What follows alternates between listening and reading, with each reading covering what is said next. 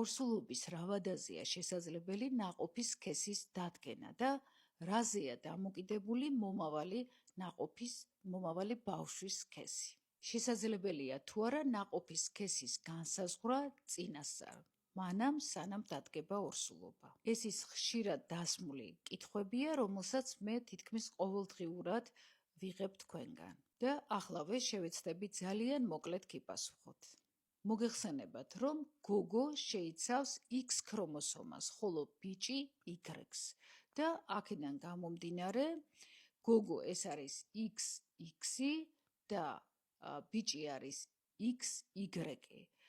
და ყველა კვერცხუჯრედი არის X ქრომოსომის შემცველი, ხოლო სპერმატოზოიდები არის ზოგი X-ი და ზოგი Y. ამიტომ თუ კვერცხუჯრედი გაანაყოფიერა X ქრომოსომის შემცველმა სპერმატოზოიდმა, იქნება გოგო და თუ გაანაყოფიერა Y ქრომოსომის შემცველმა სპერმატოზოიდმა, იქნება ბიჭი. მაშასადამე მომავალი ბავშვის სქესი დამოკიდებულია სპერმატოზოიდზე, რომელი სპერმატოზოიდი გაანაყოფიერებს კვერცხუჯრედს.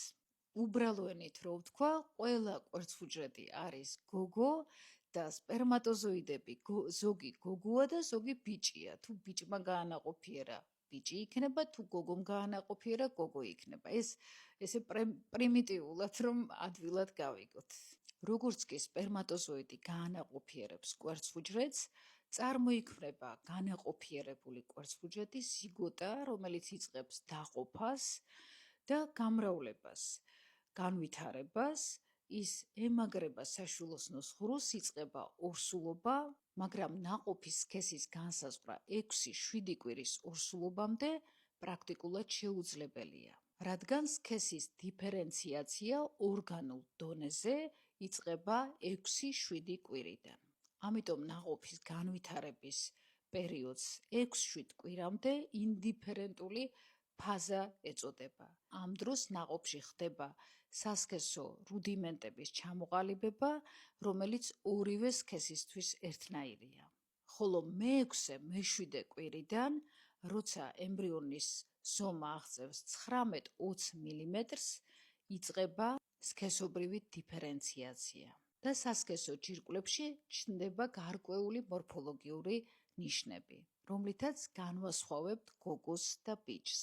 ვიზუალურად უკვე მათი გამოვლენა შესაძლებელია 8-9 კვირის ვადიდან, თუმცა ექოსკოპიურად მისი დანახვა ამ პერიოდში პრაქტიკულად შეუძლებელია და როგორც წესი, ექოსკოპიურად ნაყოფის სქესს ვხედავთ 12 კვირის ვადიდან. შესაძლებელია თუ არა ნაყოფის სქესის დადგენა ჯერ კიდევ მანამ, სანამ დადგება ორსულობა. რასაკვირველია, შეუძლებელია, რადგან ჩვენ არ ვიცით, რომელი სპერმატოზოიდი გადაწყვეტს კვერცხუჯრედის განაყოფიერებას. ის, რომელიც შეიცავს X ქრომოსომას, თუ ის, რომელსაც აქვს Y ქრომოსომა.